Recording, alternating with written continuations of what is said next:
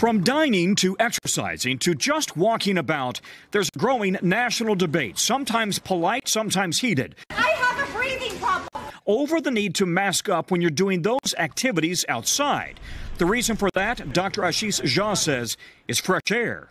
We know that the virus largely spreads indoors, that there's very little transmission outdoors, except in some very specific circumstances. Researchers at Oxford say while the data is limited, indoor COVID transmission is nearly 19 times as likely as outdoors.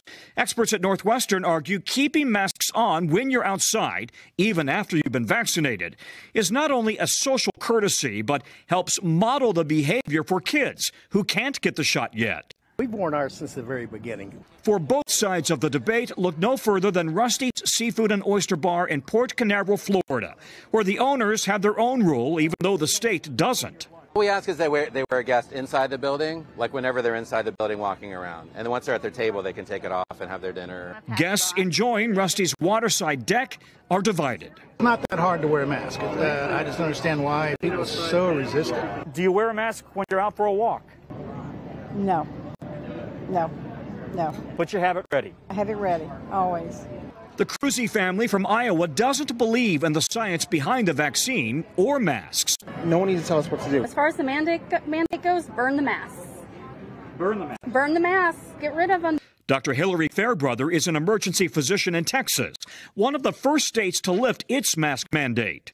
Hospital admissions did not rise. ICU admissions did not rise. Overall, the consequences of the mask mandate have not been increasing cases as some people were concerned about. Dr. Fairbrother says whether you're required to wear one or not, everyone should have a mask when they're out in public. I put my mask on for those encounters where I come into closer contact with people.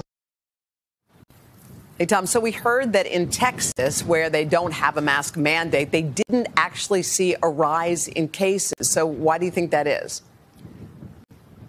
Yeah, it's interesting. I mean, listen to these numbers. Daily cases down 58% since they dropped the mask mandate. Hospitalizations down about 48%. And the thinking is it's a combination of factors. First of all, it's warmer in Texas. More people are going to be outside. You've had so many people who've had COVID. They've got antibodies. You've got a lot of people who've been vaccinated now. So resistance is building. But also individual cities may require them. Specifically, businesses are saying you can't come in without a mask. And so a lot of people are still wearing the mask, trying to do the right thing when they're, especially when they're inside. And all of that contributes to the lowering of the cases. All right. Tom Costello for us. Tom, thank you.